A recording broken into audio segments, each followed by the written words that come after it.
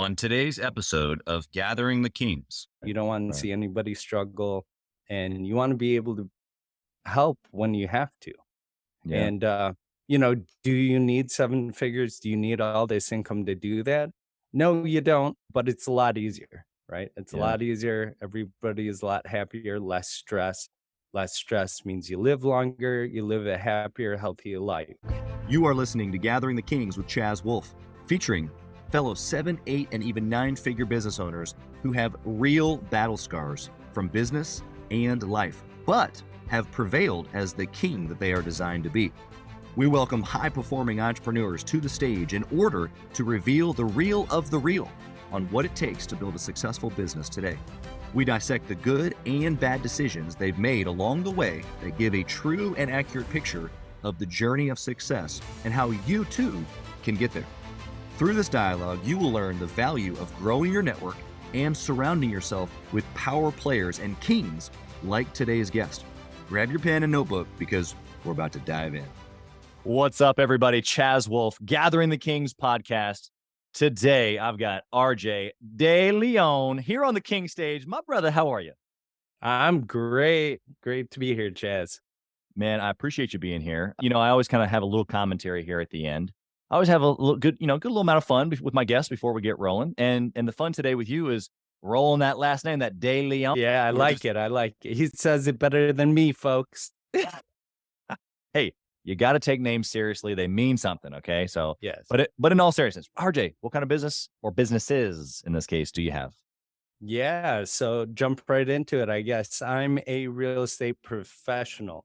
So I started with investing in small multifamily properties, scaled up to a couple syndications. And because of that necessity of the construction component, I Mhm. started a construction company. The construction company is what allowed me to leave my W 2 job. And I tell everybody real estate's a gateway drug.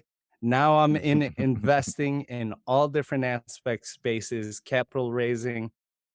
We just closed out a capital raise for a cannabis cultivation facility. So super, Wow. yeah. Nice. And is that a new trajectory, a commercial space, or is that just a project that came across the desk that just was too good to pass? So it was an opportunity that came across the desk, but really honestly, I did have a passion or an inkling towards that industry. Obviously, it's like alcohol coming out of prohibition, right? It's a brand new shiny object. And for you to Mhm. be able to get in on the private side, that's an opportunity you don't want to pass up.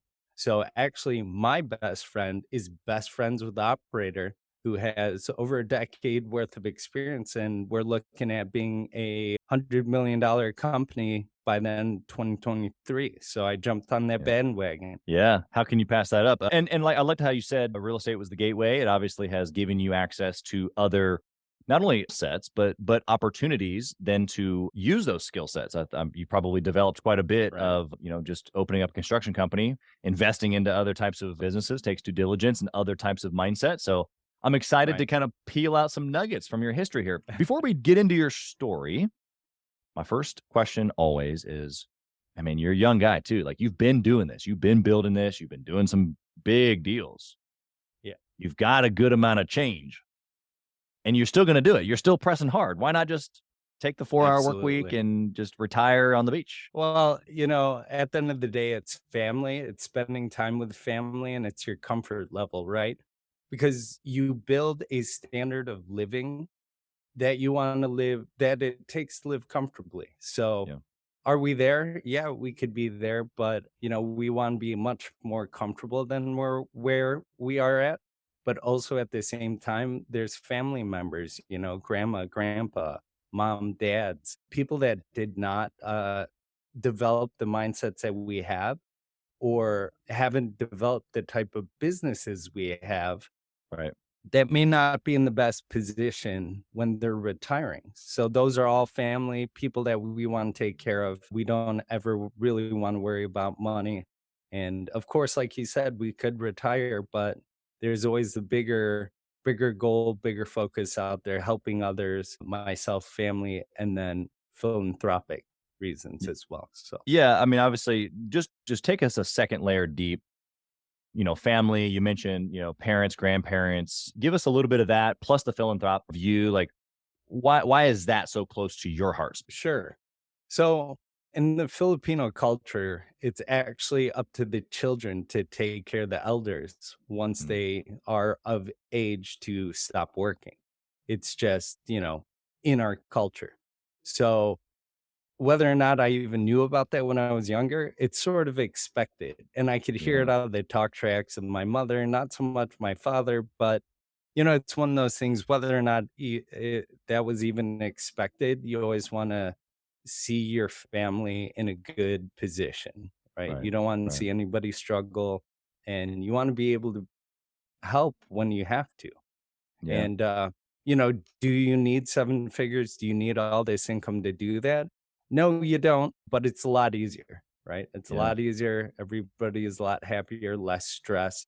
Less stress means you live longer, you live a happier, healthier life. So, Yeah. I'm curious from a cultural perspective, is it like I did my dues as a parent, I took care of you when you couldn't take care of anything, when you had no income and you needed your hiney wiped. Now it's your turn to take care of me. Is that kind of the mindset? I, you know, I don't know diving too deep into the culture. I just know it's a thing. Yeah. So, quite possibly. I know we're not the only culture that is like that, but Sure, sure. yeah, a lot of learning lessons with my family, and definitely wouldn't trade that because that's where and why I am today. Um, Yeah. so Yeah, I can hear, I mean, obviously I'm not Filipino, but I was raised by a single mom. And there's been times where, the language of, and it was so true for her of like, I sacrificed so much, right? Early on. And even still now, I would say she just is such an incredible giver. There's not like an expectation necessarily, but there is, like, yeah, hey, you needed me and then I'm gonna need you, which yep, that I guess that's what family's for, like you said. So the reality of that is that whether we pick up that mantle or not is kind of what it leaves, right? yeah, exactly. All right. So my first question to you is more so around the history. I want to know the opportunity that you had to, like you said, mention like you left your W-2 job when the construction started. Maybe you Sure, want to talk about how you got started in real estate. I want to know the beginning ish sure. of you. Like, how did you become an entrepreneur? So always wanted to be an entrepreneur, even from high school. I always remember thinking of different businesses. I wanted to start a hookah shop, and then I wanted to do house flipping when I was like 16. Sure. Real estate always had a calling for me. So fast forward a few years, I never really had an idea of how to direct that energy. Yeah. Nobody really ever taught me. I had no mentors. I was really lost in what I was going to do, how I was going to do it. And I Yeah. just had big goals, dreams, aspirations. And everybody's always like, yeah, it's RJ. Yeah, he wants to be a millionaire someday. Yeah. And Yeah. like, no matter how I got there, I knew I want to run my own business. So Right. fast forward, I had goals and steps. I started creating goals when I was inadvertent goals. So I was unhappy. I was a real estate accountant. I have my education in accounting, but I was Okay. a bartending manager. I was a bartender. So when I was in accounting, I was real bored. Nobody was calling Right. my name. I didn't want to Right. be there. I want to be outside client facing. And they put a glass ceiling on me. So Yeah. went to sales, met my beautiful, amazing wife, and she said, "Let's do real estate." And I said, "All right, let's do it." Started educating, and that's really where that focus came in. Yeah. It was really understanding that we got to build something bigger. She had large dreams, goals, aspirations, and I said, "Yes, I will follow you down this pathway." And we ended up buying our first property together 8 months into the relationship. And it hasn't been smooth sailing since, but it taught a lot, right? We're a new couple. We're new to business. We have high financial expectations, Yeah. new industries. So it was a little wild. It was a little crazy.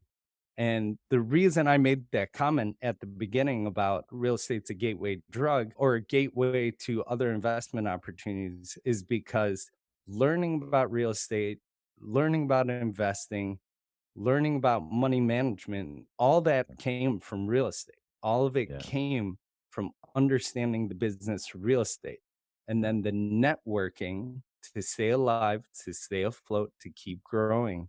The networking's what brought other opportunities. Right.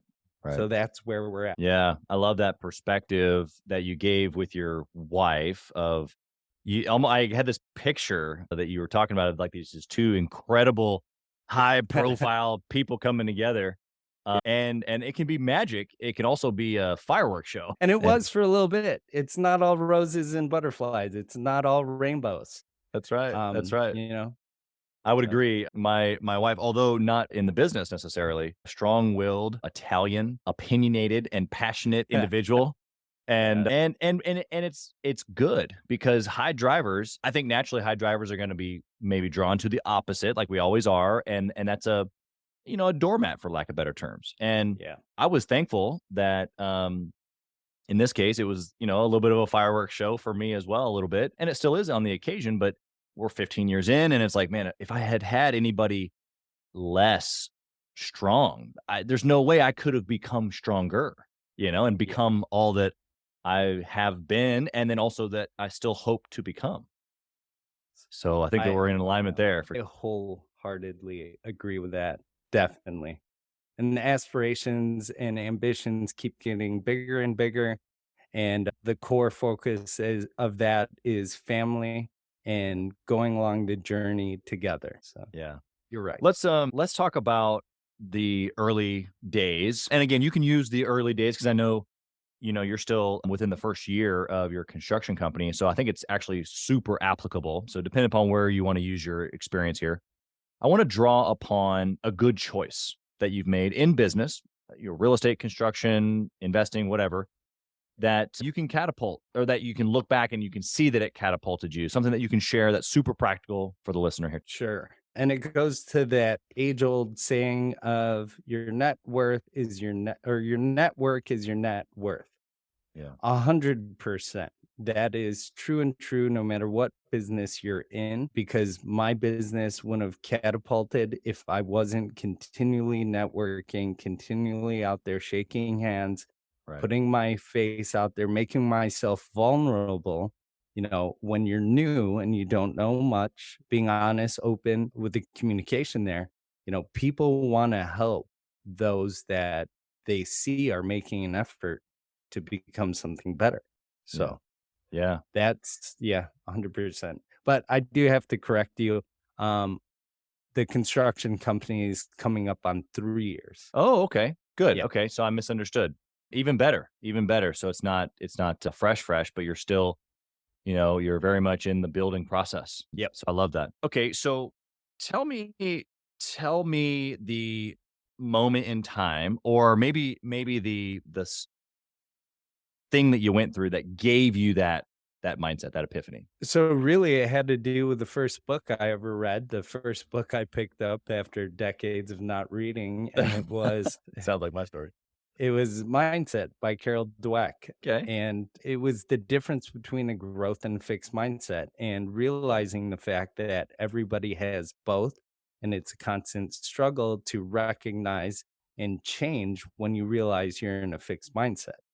So that really opened up the box to self-reflection. How many times in my past have I been telling myself I can't do something because some type of limiting belief, whether I heard it from somebody else or I see how difficult the journey is? The battle's already lost before I fought the war, because I told myself I can do something. And so true. So, that mindset book led to this, fruitful relationship with education, self-care, reading. I'm now reading, a few books at a time, and I've read not hundreds of books, but I've, been reading a handful of books. My feet are resting on about 6 of them right now. Right on the next stack. Yeah, right. Exactly. That's awesome. I relate to that as well. And I think that, in today's world, I've had some guests on here that, especially when later in the show I ask for the book recommendation, they say I don't read. The reality is look, we can talk about education. I'm a big fan of education, but I'm a college dropout. I slept through high school. I had zero interest in learning any of what they were talking about. But Yeah. as soon as I grabbed a hold of the things that moved the needle, that actually grew me, changed me, all the things that you're just talking about, then I became a fiend. And so it's not education that's wrong. It's the process of how we're learning, or even maybe what we're learning. So Yeah. books, Audible, podcasts. Hey, I hear those are Yeah. pretty good. And it's about changing our mindsets, it's about opening it up to a possibility, to the way others think, to how we can grow, change, develop, reach for something, another level of ourselves, right? Absolutely. Yes. If we flip the coin, RJ, on that decision making, what would you say is a bad decision that you've made? That's really tough because I'm one of those yes men, right? Okay. So there's nothing really that I've said yes to that has bit me in the ass. Okay. Sorry for the language there. But I would almost say it's relationships for me sometimes. It's a bad choice with some of the relationships I choose, or how I decide where they rank in Okay. the hierarchy of my Sure. relationships, Yeah. Yeah. because it's actually a strength and a weakness, because I'm open to creating relationships with everybody. Tend to wear my heart on the sleeve, and I make a lot of emotional based decisions. That makes me very approachable, very empathetic. It allows people to understand who I am, but it also opens up the possibility of me getting burned. And Yeah. I have been burned and, backstabbed, and people that I thought I could rely on, I couldn't rely on. Yeah. Or, in the early days, just wanting to be somebody's friend because I'm their friend, but realizing they're actually a detriment to my business or to my future. Yep. So that is both a positive and a negative, but now it's sort of an adjustment, right? It's a learning experience. You start to understand, no, you build up a little bit of walls, a little bit of boundaries. You do a little bit heavier vetting. But in my younger years, I was very quick to open up, very quick to think everybody was my best friend, or Right. everybody had the same great intentions for Yep. me. Yeah. So, I mean, really, that's it. And then sometimes just following blindly, I guess. So Yeah. You said at the decisions, I mean, beginning, they'll yes, say, man. You've said yeah, now following blindly. Those are yeah, similar. yes, Being captured by maybe a bigger personality or bigger profile.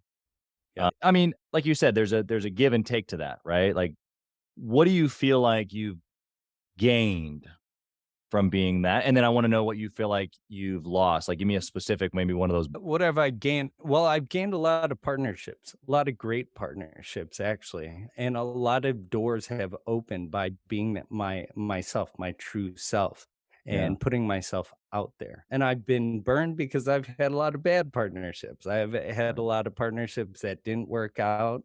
People that maybe not pull their weight all the way, and I'm pulling the project through, and they're gaining off my back type deal. Yeah. um Yeah. so there's a huge learning experience there, and that's why I say it's a strength and a weakness. You meet a lot of great people, but sometimes it does bite you in the butt. But everything's learning, everything, you grow from your mistakes, and just look at everything as learning. 100%. I love it. What process or maybe discipline do you have now around decision making? So maybe it's a new partnership, maybe it's a business decision. Do we advertise here? Do we not? Do we take on this project? Do we not? Like, how do you make Sure. decisions now? Well, my wife and I are very much in the business together. I am still the yes man. I see opportunities, and I want to jump in head first with a lot of different things. So she's the yin to my yang, where she thinks more rationally. I'm emotional. She's more rational and methodical. So it's a perfect match. So our decision making really comes from the opportunities that we find together, and then sitting down and vetting it out regardless of what it is. You Yeah. always got to create that pros and cons list. You got to create the budget. You got to see where it fits in your financial future. And then you got to look beyond the immediate, right? Because, like, running a business, a lot of times the problem is people always see things as an expense, and it's just a dollar amount that's taken away from the bottom line. Yeah. So it's hard for them to hire that person It's hard for them to pay for a website to be built. So a lot of people are trying to save the pennies, but missing out on the dollars because they don't want to spend up front. So that's still a difficult process. No matter who you are, you're still going to go through that, and you're still going to make bad decisions, and or maybe not bad decisions, but you're still Yeah, going to make decisions that may not play out the way that you see fit. exactly. So it's just a cost of business. And that's what a lot of people have to learn. You got to learn that there is a cost to business, no matter what level you play at. Yeah. Yeah, it was funny. I had the same conversation with a family member the other day, and they learned that I paid a $30 fee for something, and they just were flabbergasted. Oh my gosh, you let them charge you a $30 fee? And I had Yeah. to explain to them the convenience factor for me of the way that that transaction was completed. It allowed me to be in another place and doing multiple things at one time. And $30 or $300 or $3,000 or 30,000, it just add the Yeah. zero. I have to calculate those decisions in that moment of whether it's worth my time, whether it's worth the effort. Is there a return? Is this a type of thing where I'm expecting leads? Am I expecting dollars back? Am I expecting relationships? What am I, what am I getting here? Because you're Yeah. right. We've all got things to spend money on, Yeah. and you gotta be able to play those choices. Not all of them make you money. My best friend, to give an example, back when we were, my best friend was working his first corporate job. I was still in college. And I used to ask him, I'm like, why are you going to 7-Eleven to buy those things? It's like $1 cheaper at like Right. Jewel or at a grocery store. And he's like, man, it's a convenience fee. Like, Yeah. this is the easiest for me. I don't have time to be driving all over town to save a couple pennies. Yeah. I never really understood that until, you start making your own money. And I'm like, holy crap, he is right. Yeah. It's So true. it's the same, no matter how many zeros, like you said. Yeah, the value there is on time, and I feel like it's a huge part of this what we call this warrior to king transition, and we all go through it, and a lot of my guests have already gone through it. Some are in the process of going through it. That's almost like warrior king, like double. I'm coming out of the daily. I got the blood on the sword. I'm hot and sweaty from the battle. Yeah. Selfish.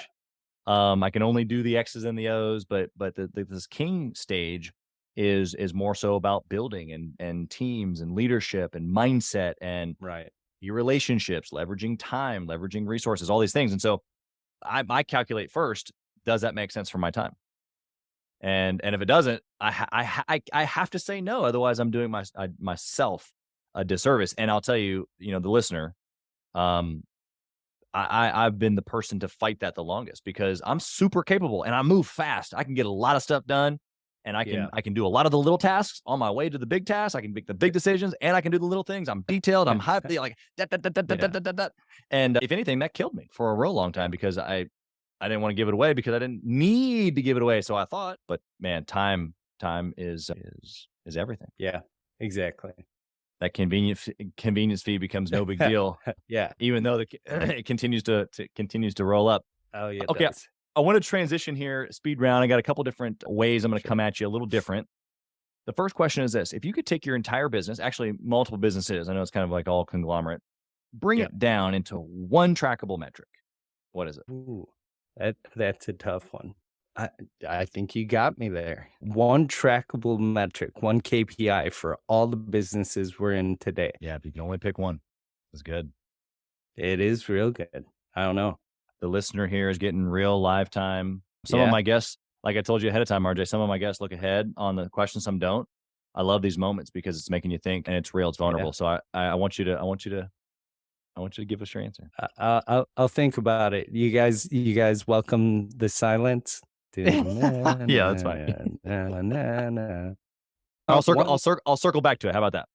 Yeah, good idea. What book would you recommend that a 6-figure business owner read? So currently, I would always say mindset, and I have a calling, yearning to that. That is just beginning out, the entrepreneur, or needs to get over a hump. You need to be able to tell yourself that you could do anything, and make sure to snap yourself out of the fixed mindset. Yeah, it's so true. I actually agree with that. Like a lot of books people recommend about tactics and, of course, marketing, sales is how you grow a business from the beginning. But I'll tell you what, the hundreds of books that you and I have read together, I guarantee a lot of it, of the reason why we are where we are, especially with our backgrounds, it's mindset. Yep. 100%. Okay. If you only had 1 hour each week to work on your business, how would you use that 1 hour to successfully run your business like you do now? Probably networking, because that 1 hour to work on that business networking, it's a who, not how.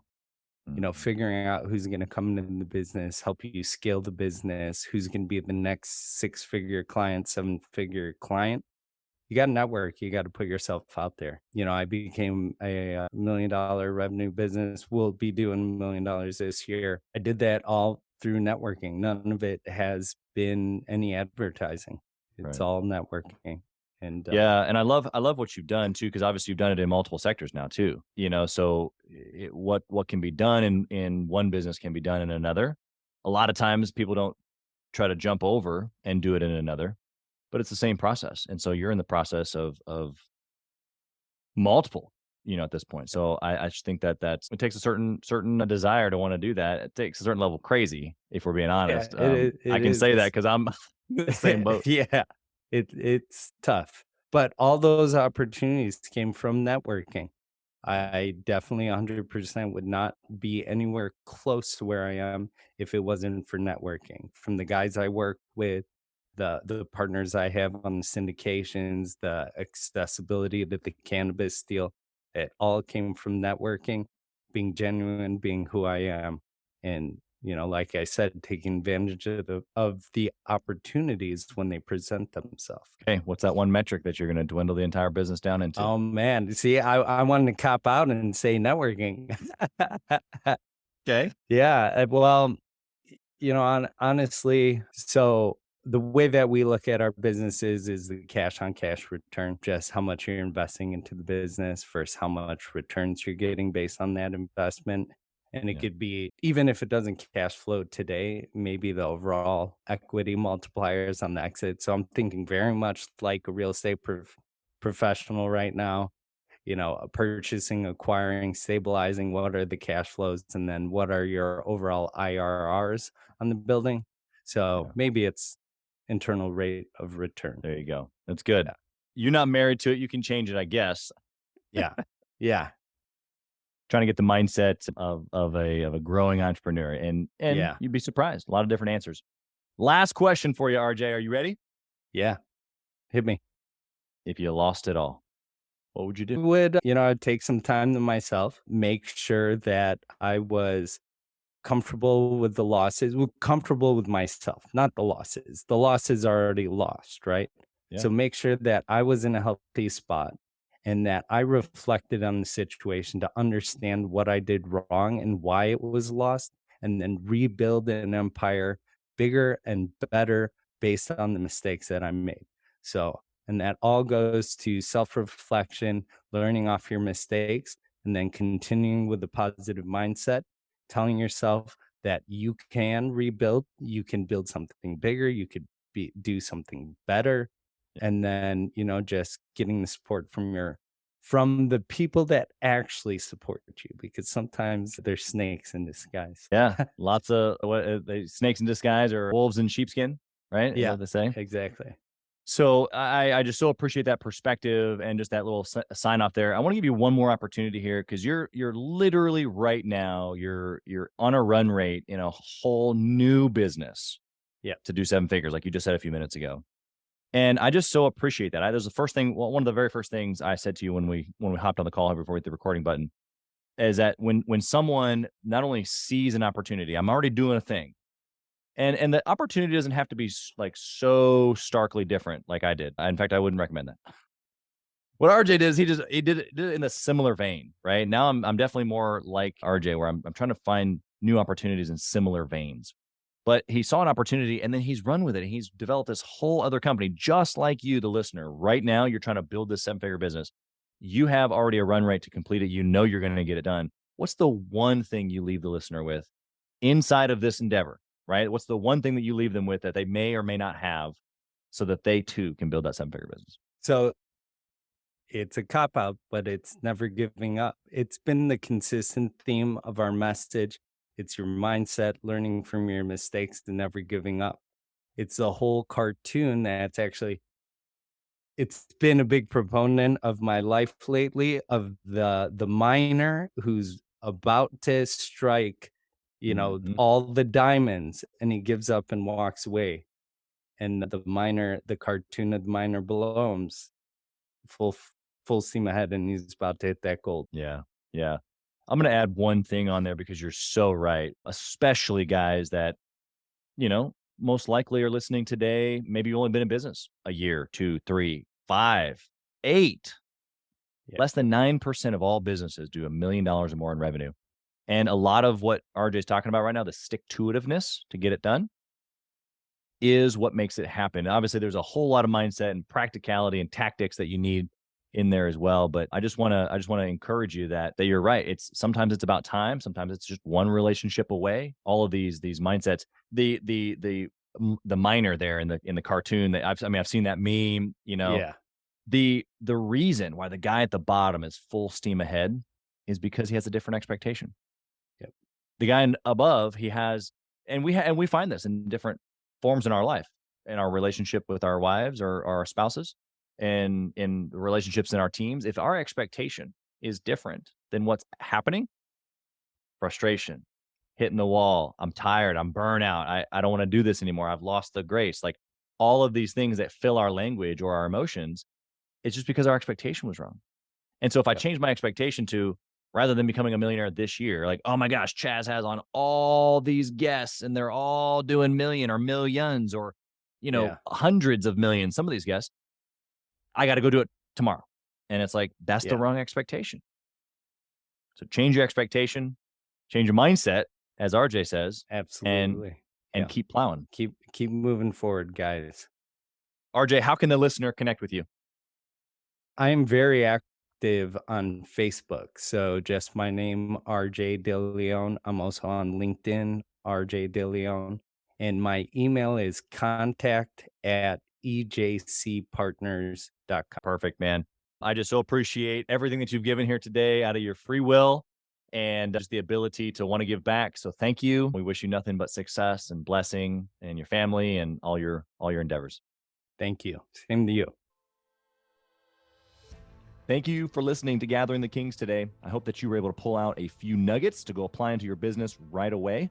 More importantly, though, I hope that you're realizing that it takes more to be successful than just being by yourself, doing it all on your own, carrying the weight all by yourself. What I have realized, not only in my own journey from multiple businesses and multiple different industries, and now interviewing literally over 200 or 300 other very successful 7, 8, and 9-figure business owners, is that it's tough to do it alone. And so Gathering the Kings literally exists to bring together successful entrepreneurs. In fact, we are putting together 1,000 kings, specifically who are grateful but not done. We're intentionally assembling kings who fight tooth and nail for their business, family, and communities. And here's what we believe, that in the pursuit of excellence in those areas, that it ignites within us the responsibility to govern power and forge a lasting legacy. So if that relates and resonates with you, and you know that you need people around you, sharp, qualified, other very successful business owners, I want you to go to gatheringthekings.com. I want you to take a look at what we're doing and see if it makes sense for you to be part of our pursuit to 1,000 kings. Talk soon.